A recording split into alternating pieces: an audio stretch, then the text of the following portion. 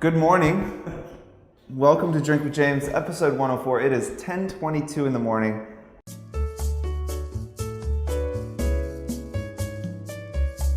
I know what you're thinking. You're an alcoholic. You're wrong. I'm paying for, listen, I guess what I want to say, I'm not an alcoholic, but every decision has consequences. And yesterday I was hungover, so this is not sounding good for me, but yesterday I was hungover. We had an event on Wednesday. It was 10-4. It was fantastic, as always. So I didn't want to film Drink with James. My hair, I feel like when I'm hungover, my hair looks hungover. Like it just was not good. I wasn't feeling like drinking again. I wanted to go on a bike ride. So I didn't film yesterday. But Tim was like, well, I got to edit this thing and turn it around by Monday, so I prefer if we do it, that we shoot it in the morning. At the time, I was like, fine, anything's better than drinking right now. So that is how I am drinking a spritzer at 10:22 in the morning and doing Drink with James. That is my commitment to you. I don't like to day drink, and I certainly don't like to early morning drink. I'm going to definitely drink some more rosé this weekend, preferably after noon, which, again, it doesn't sound like, a big weight, but I think I'll do do a century, do a 100-mile bike ride this weekend. Hopefully, we'll see if I get lazy and don't do it. But I'm a little behind in my bike racing. I've got the next 6 or 7 weeks. I'm like going out of town here and there, but I'm decently consistently in New York on the weekends.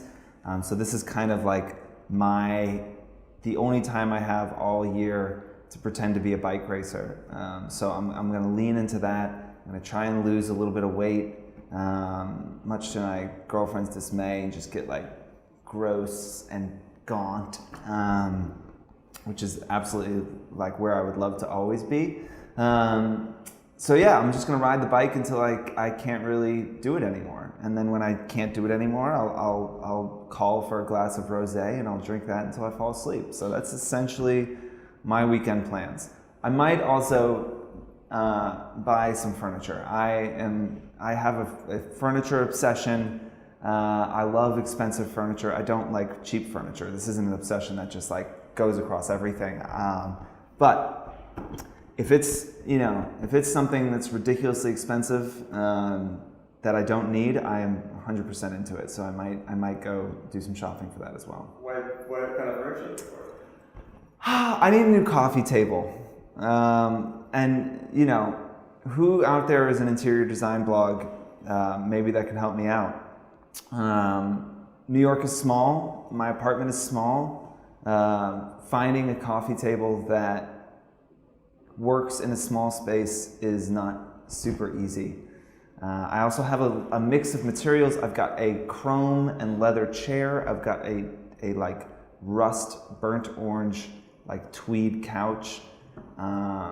And right now, a plexiglass peekaboo table. So there's a lot going on.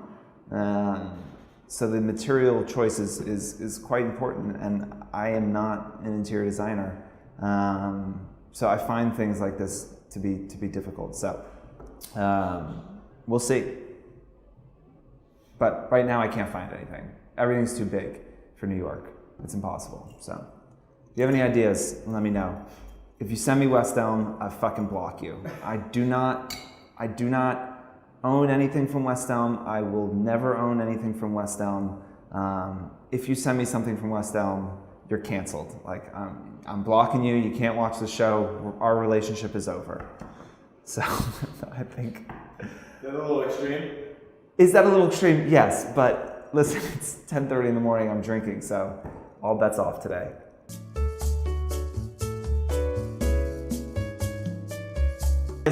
Let's do it. Question number 1 is, how can you communicate that you can't do an opportunity you've previously agreed to?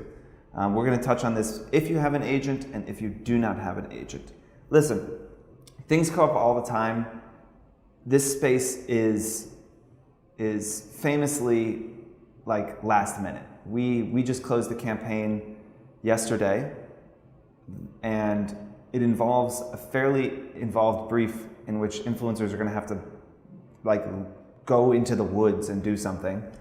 So they're going to have to plan a trip, and it all has to be shot and live by July 4th. So that is not uncommon in this space. I understand that things come up. There might be something that you've agreed to do, go to a dinner, go to an event, speak at something, whatever it is. Or if it's just, you've agreed to do a sponsored post for someone. Whatever it might be, it is understandable that things come up. There are kind of opportunities that you can't turn down. Maybe it's a lot more money. Maybe it's a brand that you've always wanted to work with.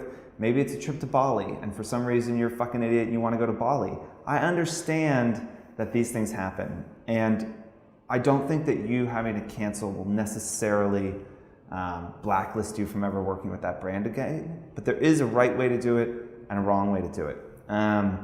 So, I think the first thing to just remember is that people have a desire to feel important and to feel like they are being respected and kind of taken care of. And so if you have to, cancel a previous engagement because you want to do another engagement, you're already putting the person you're canceling with below the person who you're leaving them for. And that is just a shit feeling, it's just not fun. Even if you understand it, even if you say, hey, I really wanted to do this, but this other brand offered me $20,000 to do this thing and I have to do it. You can understand that, but it still doesn't feel good. So you coming in from that big disadvantage. One, you're messing with their job and their work. They're gonna have to find someone to replace you, blah, blah, blah, blah, blah. Two, it feels kind of shitty to get left for someone else essentially. So, I think the first thing you want to do is be honest and sincere and explain what is happening. Don't just say, hey, something came up. Can't do it. I think the first, let me step back. The first thing you should try and do is not cancel it. Try and make it work somehow. So if, I can't think of an example right now that is, applicable to all of you, but the first thing is to try and make it work. So, tell the brand who maybe is offering you another opportunity that is a conflict with the other one, that you already are committed to something and you're going to talk to that brand and see if you can move it around. The brand, the opportunity that you kind of are leaving for, they should understand that you have a previous a previous engagement and that you're trying to make work. So first things first is try and make it work. If at all possible, try and make it work. If you can't make it work, explain the situation. Tell the brand that you're canceling on that you tried to make it work. Say, hey, I talked to this brand. I tried to get them to move this shoot, but they've already booked the photographer. They asked the photographer if they could move it to another day, but they can't because they're flying out to LA that day. I am infinitely sorry. I really tried. Please let me know if there's anything you can do. That feels a lot better than, hey, something came up and I'm no longer going to be able to make it. That feels really shitty. So just be a fucking decent person and try and make it work. You committed to something, you want to get out of it, try and make it work, okay? If you can't make it work, try and do something else. So sorry, I can't attend the dinner.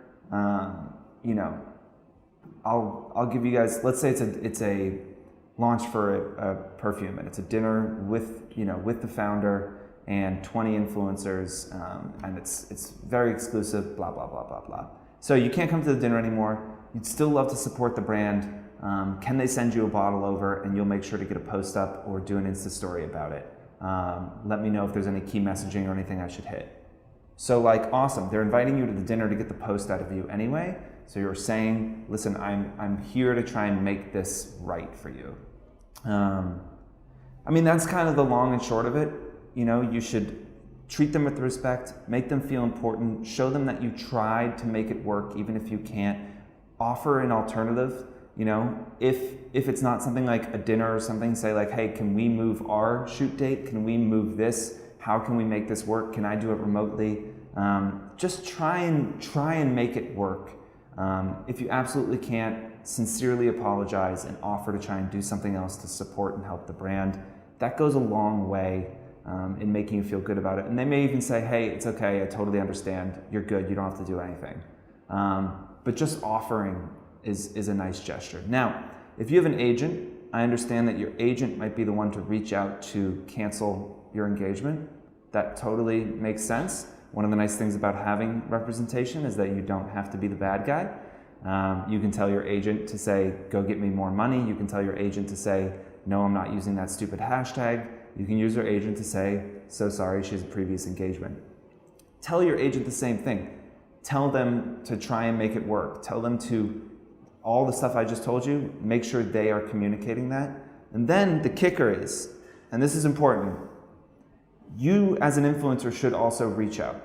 You should reach out to the brand directly, apologize again, say you're so sorry, you really wanted to make it work, but as your agent, said, you'd be happy to support them with an Insta story or whatever it might be, or you hope to be able to make it work next time.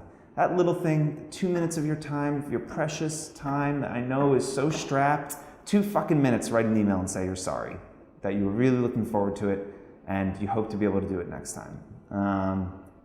You're not that important, and it's not that hard, so just fucking do it, Your agent is your mouthpiece, but you are your brand. And so if your agent writes a weird email that the brand finds to be rude, then you are seen as rude. That person is your mouthpiece. And if you're not telling them how to speak, if you're not telling them how to treat your potential clients or your current clients, then you're doing yourself a huge disservice. It's not that I look at every single email that goes out of this company, but if I see anything that looks weird or I don't like, the tone that I see on an email, we have a conversation about it, because everyone needs to be aligned on how you speak to people, and your agent and you should be treating every single opportunity with respect and gratitude.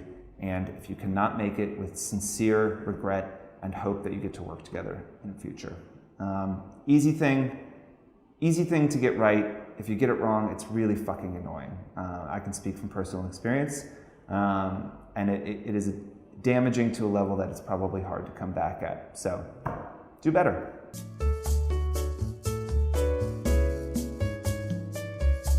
Question number 2, what are my thoughts and applications for IGTV? IGTV, what do I think? I think that most of the shit that Instagram does usually works. I think that you should probably, involve yourself in it, invest in it. It's been out for a fucking day. What am I supposed to know? I'm no soothsayer. I don't know. I know a lot of you are trying to get into YouTube. It's really hard. I've talked to Marcel from One Dapper Street, who is actively trying to build a YouTube audience right now and trying to do more video. He has found that it's difficult to get his Instagram followers to go to YouTube. He's building his kind of standalone YouTube audience. So I don't think in any way this is a replacement for YouTube currently. YouTube's value mostly is its search. It's the second biggest search engine in the world, next to Google. The search is powerful to a level that Instagram will just never be able to hit. You can find literally fucking everything. There's a video for literally everything. That said, it is hard to build an audience there. We've been making videos for over 2 years now. We've built a little audience. Certainly we have a very niche thing that we cover, and I'm not a super likable guy, but it's hard to grow. So it's nice, just like with Snapchat and Insta Stories, it's nice to be able to lean on your followers and lean on that following that you've already built to give them video. So, I think travel recaps, things like that, I think they could work really well. I think if you have an audience that wants to see video and you want to show your audience video, I think it's going to be great. I think for beauty brands, it's going to be awesome to be able to work with lifestyle influencers who don't have a big YouTube following and get them to be able to do long form video. Because, as we said, people, once they're in Instagram, they don't want to leave the app. You're in the app, you want to stay in the app. So the ability to watch a 20-minute beauty tutorial on your phone, if that's what you're into, is great. It's a good play for Instagram. I'm excited to see where it goes. So far, I've seen a bunch of influencers just post, shit that they had laying around to it, because I think people are playing with it. We're going to throw up a couple Drink with James on there just to see what the hell it's all about. So hopefully, maybe we'll check back in a month and see kind of where we're at and see if there's any good applications and anything exciting. But you're an influencer. This is your job. You need to try these things. You need to give it a go. You need to see what you can do. Instagram is going to be pushing this really hard for the next few months, and so and not a lot of people are doing it. So you have this gap of a couple months where there's not a huge amount of content on this platform, and Instagram is desperately looking to fill it with content. So the chances of you getting seen are quite a bit higher. For instance, when Insta Stories launched, I think they were getting, on average, influencers were getting like 50% of their audience that was seeing their stories because nobody was doing stories. Now, there are much more stories than there are static posts on Instagram, and that average has dropped down to like 9%. So the same thing will happen here. So get in early, start publishing shit, play around, experiment, let me know what works. I don't fucking know. Teach me something for once, Jesus.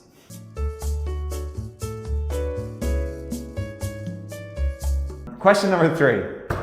How can I find brands that are looking for a global audience? I could be snarky and say, look for global brands, but I'm not going to do that because it is really hard because marketing budgets are split up by country. And if I'm a US marketing person and I've got $40,000 to spend on an influencer campaign and you got half your audience in Italy, what the fuck? I don't even like the dude who works in Italy. I hate that guy. I'm not helping him. I want to work with people that are just in the US because that's the only way, that's how my numbers are reported. I'd say global audience. Marketing teams do have global marketing teams. So in a global organization, there is generally a global marketing team that sets, kind of sets the vision for what all of the local communities and local, targets are going to do. I would think that you need to find those global brands and then find those global marketing teams. And if those global marketing teams are working on influencer initiatives, they will want those initiatives to kind of tee up what they're doing across all their local categories. So, you see like Gary Pepper Vintage, right? Gary Pepper Girl. She has an audience that is, split between everywhere. She essentially like doesn't have a home, but she's got the big Australian audience. She's got a big US audience. She's got, a big European audience. So she's kind of spread out everywhere, and she does a lot of these big global pushes for Louis Vuitton and Chanel and Dior and et cetera, et cetera. Now she is a rare bird and obviously very good at her job, and all of us would emulate to be able to do what she does. But I would follow some of those girls, follow some of the big influencers who have a big global audience, see who they're working with. And even if you're a micro influencer, reach out to those brands, try and find the global marketing person and pitch yourself, talk about your audience and why it's interesting and why they should pay attention to you. I wouldn't, and the other thing, I think we've mentioned this before, but I don't mind repeating myself. If it were me and I was an influencer, it was a 50-50, I was half, let's say, Italy, half US, I would, for brands that were specifically looking to work in a specific country, I would give a discount. And I would get ahead of their problem. And I would say, hey, look, I know my audience is half in Italy, and I think that is valuable to you regardless, but I understand that you control a US budget, and so that you want that budget to go to speaking to US consumers. And so, I'm willing to come down on my rate and cut it in half to show you my value. And I hope that after that we can move back to my normal rate, but I just want to show you what I can do. And so I'll cut my rate in half. That's what I would do. It's always nice to get in front of people's objections, We do that all the time in pitches. We think about what is this brand not going to feel comfortable with? What are their questions going to be?